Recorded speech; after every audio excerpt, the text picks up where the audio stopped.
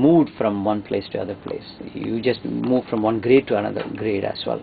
So in that case, you might get some new friends, right? And hopefully. Hopefully. I know people wanted to go with a familiar ground, the same old friends. They wanted to build rapport, etc. But the other thing is you touched on is too much of homework, leading to too much of stress.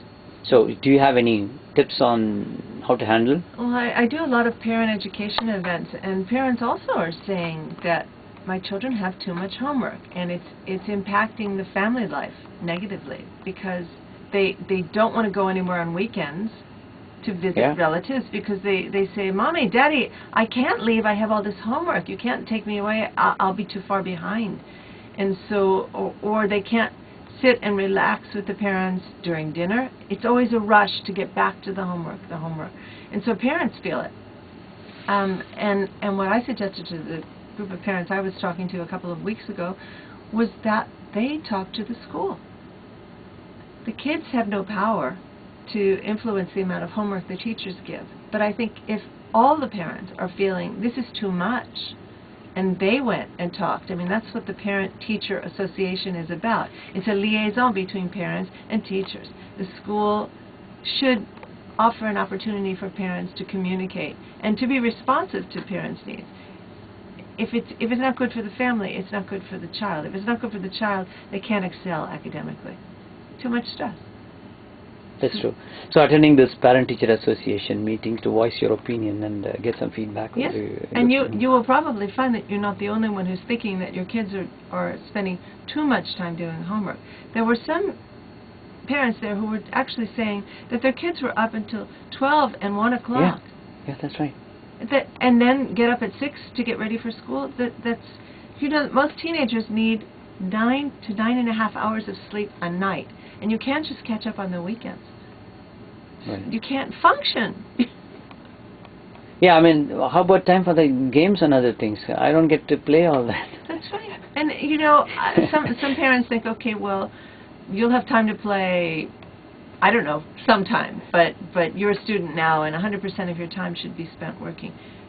Like I say, we're not machines. We need downtime every day. We need time to relax every day. And playing games is not a waste of time. It actually relaxes you and makes you better able to focus when you take up your schoolwork again. It also helps to regulate your mood. So parents who are feeling like their kids are cranky and irritable all the time, it may be because they don't have any relaxing time. And then you get into fights with them, and they're fighting back. We're all kind of wound up. We need some relaxing time. Okay. So dear listeners, we are talking to Annie Fox, and she's kind of addressing today on this show, new school year, new choices, what kids can do and what parents, or what and how parents can help. So if you wanted to join our show and share your comments or questions, here's the number, 650-723-9010. It's 7:45 a.m. and you're listening to It's Different Show on KZSU Stanford. Right. Annie, the other question I have is,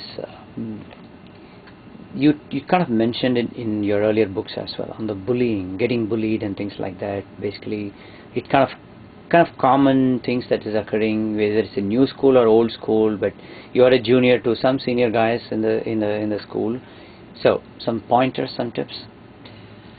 Yeah, there are mean kids out there, and I think the best thing for students to do is to speak up when they feel they're being treated unfairly. The most direct approach, depending on the age of the students involved, would be to send a clear message to the perpetrator and say, hey, cut it out. It's not likely they will be listened to or treated with respect, but at least the student who's being bullied will feel they have stood up for themselves rather than remain silent. When you remain silent, the message you're sending is that this is okay with me. Keep it up, which is the exact opposite of what they really want to communicate. If things get out of hand and parents notice that a student is feeling like they want to avoid certain situations, I don't want to go to school, or I don't want to go to this social activity or that, because they're fearful that bullies will be picking on them, then I think the best solution would be for parents to talk to students about it and say, I need to be an advocate for you. you need some help here because this cannot go on. I am your parent, and for me to do my job, I need to know what's going on. And legally, the school has responsibility as well.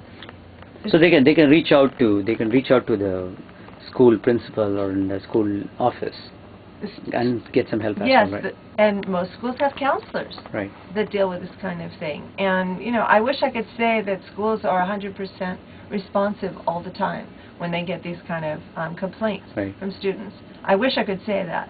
I fear that that is not often the case. Teachers are very stressed and burdened for the responsibilities on their shoulders for teaching to achievement tests that come at the end of the year, at the end of the quarter, and they often feel that their job and their performance is on the line. And so the idea of tending to social dilemmas that kids might have between each other, often they turn a blind eye to that. They will hear disrespectful language in the halls, within their own earshot, and they pretend they don't hear it because they don't want to get involved. But we all know what happens when kids are bullied to an extreme where their self-esteem goes down and they start feeling depressed. And then this becomes a mental health issue. So if a child's health and well-being is not being adhered to or protected by the school, then parents need to step in. They need to. It's our responsibility as parents. I think that from what I hear from you is parents need to spend more time with their kids, especially in the initial days of the new school year. All year round. To understand all year round. They need true. to. They need to tune in because a student, especially middle school and high school, there is a lot of change that goes on from day to day. And so if you see your student at the end of the day, maybe you pick them up at the end of school, or they come home and you say, "How was school?" and they say, "It was okay," or "It was fine." What happened? Nothing. Probably a whole lifetime's worth of stuff happened since the last time you saw him or her.